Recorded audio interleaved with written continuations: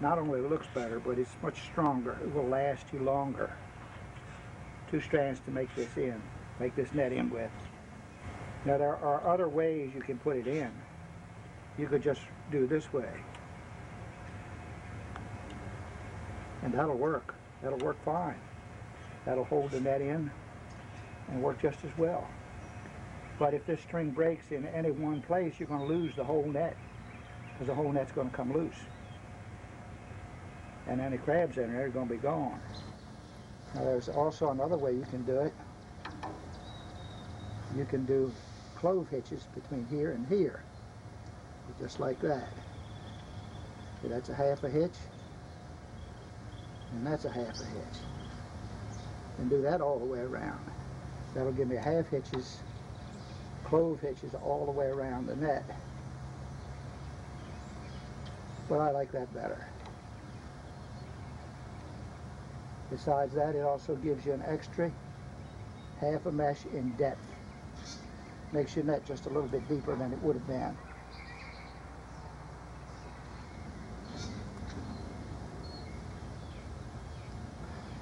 Okay. The sheet bend, it's exactly the same knot we used to make the net. Only thing is, I've got 2 strands of string instead of 1, and I'm going out around the bow before I tie the knot. I can move this around to make it easier to reach.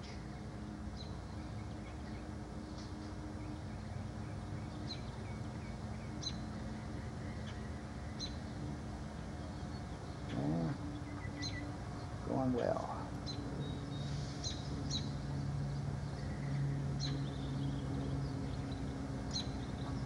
Got about 6 or 8 more to go and we'll be finished with this net.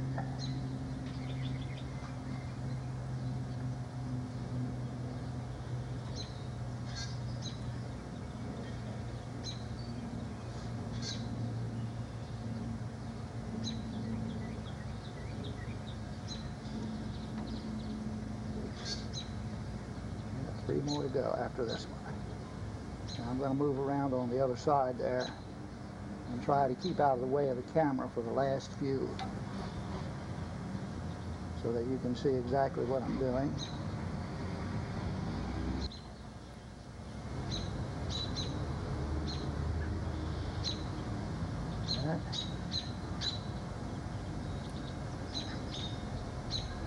Pull it tight. This is the last mesh. Now the only thing I have to do now is tie the 2 strings together. And I'm finished. So now I'm going to untie this knot, the knot that I tied at first. I'm going to cut this off. And then I'm going to tie these 2 strings together, making 1 loop around the ring. I'm going to tie a square knot here. There's half of it. And that's the other half. Square knot. Now I'm going to put a half knot on top of this just to lock things, because square knots will sometimes slip.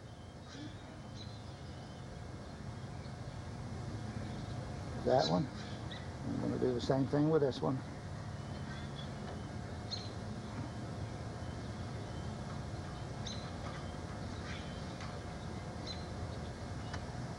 Put a half knot around it, pull it tight. And then I'm going to cut them off. There you are. Net's finished. Good sturdy net. And we made a fairly deep net. Okay. Good luck making your crab nets. This is the lap jig that I use to make the crab nets on. The arm is 24 inches long. The little piece that comes up from the piece that I sit on is about 9 inches, and the piece that joins the 2 is maybe 6 or 8 inches. The 2 pegs, the adjustable peg and the stationary peg, are 3 inches apart, and the holes along the top piece are 1 1/2 inches from each other. 1 1/2 inches between them. That gives you a 3-inch mesh. The piece that I sit on is just big enough for comfort. It's a piece of scrap plywood that I had sitting around. Now I'm going to zoom in a little closer so you can get some numbers off these tape measures if you want. That's a total of 6 inches high, and that's just a little bit low maybe. And these two pegs are 3 inches apart. That's for an 1.5-inch ring that goes over the first peg, which is movable. That's the one on the left side. And these holes that go out along this top piece are 1 1/2 inches between them, spaced at 1 1/2 inches. It takes 2 to make a full mesh. Each hole gives you 1/2 of a mesh, and it takes 6 mesh to make a full-size crab net. See, I've marked this as being a 3-inch mesh so that I didn't forget it. And with 3 inches, you can get, with a 3-inch mesh, you can do with a 5-inch, with a 5 mesh net if you put it in the way I show you on the net. Now that piece is just to sit on. Okay? And that should be enough of that.